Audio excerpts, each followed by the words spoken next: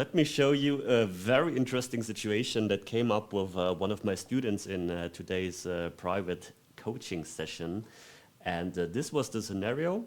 We were playing 8-ball. He had ball in hand, and the task was to get position from the 7, which is a pocket hanger, to the 8-ball. And obviously, the most obvious would be to just play the 8-ball into this corner pocket because we don't have to work a lot with the cue ball. So what did he do? So first of all, he put the cue ball to here. Then he tried to just come into the line of the 8-ball. This is actually very good to come into the line of the 8-ball. Then he went down, cutted the ball, and he completely lost the cue ball. I mean, we got away with it here because the side pocket is open, but imagine there is a stripe blocking the side pocket. This would just be lucky. And of course, this is not what we were trying to do, so this was not intentional. So let's try it again. So the first big hint that I had for him was, with ball in hand, why did you want to take the ball so far away from the object ball? And this is, believe it or not, a very common mistake with many beginners and even some more advanced players, that if they're having ball in hand, they're putting the ball so far away from the object ball. And yes, of course, you're always going to make that ball, but it's just so much more difficult to be precise. And not only be precise on where you're hitting the ball, but also to control the spin on the cue ball. Because what he was trying to do, obviously, is he was trying to hit low on the cue ball. And in order to maintain that backwards rotation until it arrives on the 4-ball, because obviously the backwards rotation gets lost if you're hitting too soft, it's just going to roll. Because of that, you need to hit hard, and just because of that, you tend to overhit the ball. So the really, really easy solution to that problem is to just put the cue ball closer to the object ball.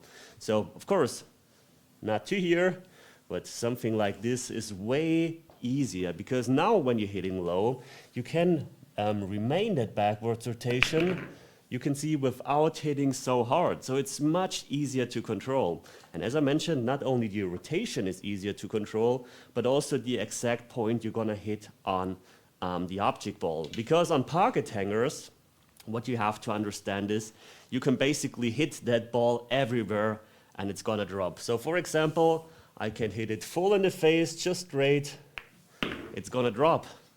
What I can also do is, instead of hitting it full in the face, I can cut it really, really thin on the right side, and it's also going to drop. And this is much easier to judge and to control where you exactly want to cut the ball if you're not that far away, but if you're just closer to the ball. So this was the first fix we did. We tried to just bring the cue ball closer to the ball. But now, when you're, as I mentioned, so close to the pocket with the object ball, you can basically hit it everywhere. So instead of hitting it full in the face like he did with low, I was telling him, well, concentrate exactly on where you're hitting the ball, because if he's trying to play that stun shot and he's hitting the ball so full, the cue ball is going to just travel along this line, but we want to come into the line of the ball.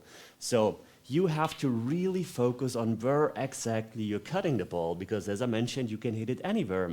And by putting the cue ball closer and by really thinking about where you want to hit the ball, you can actually be way more precise. So instead of hitting it full in the face where the tangent line goes to here, you can just cut it a bit more where the tangent line goes into here and then comes nicely into the line. So let's give this one a try. Let's see. So I'm cutting it a bit more this time, and you can see all of a sudden the ball comes way more nice into the line of the ball. And yes, this looks good, this is nice, but we can still make it a lot easier. This is still way too complicated. And the thing in pool is, you always want to have it as easy as possible. You want to higher your percentages, you want to make the execution and the result as high percentage as possible. So I was asking him, why are you actually using low on the cue ball? Because low is a bit more difficult to calculate, because the low really will change with the amount of speed you're putting onto the ball and with the amount of distance the cue ball has to travel. So I was telling him, well, if you're using low, why don't you just use right spin? I mean, you can't miss the ball from here, And the right spin is easier to control because for the low, you have to hit at a certain speed to have that low on the cue ball. But for the spin, you don't have to hit at a certain speed. And it's way more controllable. So I told him, well, just cut the ball and use center ball with just right spin. And you can see you have the same result. And you can see how much easier it is because you don't really have to stroke it. You don't have to hit exactly that amount of low on the cue ball. And we still got a nice position on the 8-ball. But we weren't there yet. It's still gonna be easier for you, or there is still one way to make it easier. Because the thing is, with that right spin, sometimes if you're hitting a bit too little right spin, or you're cutting the ball a bit too little, something like this can happen. Of course, it's not supposed to happen, but things like that can happen. Once again, let's use some right spin. We are hitting too hard, we're overhitting the ball, and we're completely out of position. So there is still one way to make this easier for you. And this is, in that case, one of the best ways to play the shot. Because the problem is, if you're shooting into that direction, so you're putting the cue ball to here, and you're shooting into that direction. So in this direction, the cue ball naturally wants to go into this direction, and we have to manipulate the cue ball to that direction with either right spin or with low on the cue ball. So the amount of spin, the amount of low, the cut on the ball will decide where exactly, what line exactly the cue ball is going to travel. And if you misjudge it just a little bit, like this for example, almost went into the line, and all of a sudden you end up with this horrible shot on the 8-ball where you're in between the side pocket and the corner pocket. So there is still too much room for error in that case. So the final hint or the final suggestion I had for him is, which works in that case like charm, if you have a ball hanging in the pocket, why don't you do the following? Why don't you put the cue ball to here, where you're even closer, and cut the ball now? You can see into that direction. Now you can see the cue ball actually wants to go into that direction instead of into that direction, and you don't have to manipulate anything at all. You can see all I have to do now is just cut the ball in, and the cue ball goes automatically into the direction of the 8-ball. It's so easy. It works really, really perfect. So just put it to here.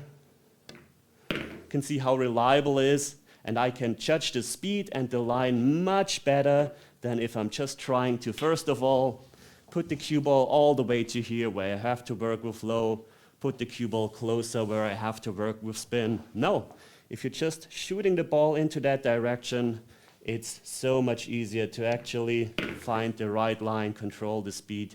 You are almost guaranteed to have a nice shot on the 8-ball. Couple of more examples that also happened. Because the other day, right after the session, I was at my local pool club, and we had this situation. So also 8-ball or 9-ball, the exact same situation. I saw the guy going to the table. He tried to bring the cue ball from here to here.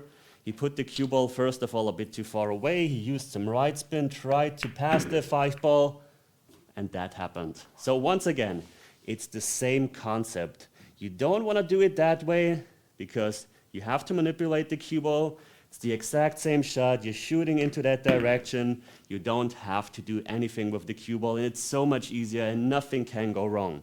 And yes, I know some of you are already in the comment section telling me, well, but I don't like this. I can also do it with low and with right spin like that. And of course, it works. If you're a good player, if you're an experienced player, this works. But just because it also works doesn't make it easier. And as I mentioned, we want to higher our percentages on every single shot. And in his case, it didn't work. And if it just doesn't work 1 out of 10 times, and this one works every single time, then I would always go for this shot, right? So one more example I remember. I think we had like this situation. Was it something like that? And he also had this kind of shot. In this case, the ball was a bit further away from the pocket, and he tried to get a nice position on the 8 to get onto the 9. And what he did in that case, once again, he put the ball a bit too straight, a bit too far away, and he tried to go 2 rails towards the 8. I'm gonna play this right-handed. So he had to force the cue ball over to here, because if the cue ball hits here, then it comes nicely into the line of the 8-ball. But this is not natural in this case. In that case, you have to force the cue ball over. And if you don't do that, you can see I failed to hit the rail here, and it got completely out of line once again, because we had to manipulate the cue ball too much. Would he have instead of giving himself that straight angle where he's trying to push, to draw, to stun the cue ball over, if he would have given himself that angle, and you can vary with that angle, just a tiny bit of difference in cue ball's position makes a huge difference, but instead of having that angle, giving yourself just that angle, maybe like this, the cue ball automatically wants to go more into that direction, because you can see we're shooting into that direction already. This is the force of the cue ball compared to shooting into that direction. And you can see once again, I don't have to manipulate the cue ball. I can just play it in, and the cue ball naturally comes out nicely like this. Now a bit too far. This means I adjusted a bit too much, but still, it was way better. Let's do it again. So much more controllable than trying to stun the ball out. Just like that, give yourself a bit of an angle. Come out like this. And you can see this is much easier to control. So, once again, the main message from this lesson is always think about the force of the cue ball, where the cue ball wants to go naturally. And that way, you can easily make cue ball control so much easier for yourself.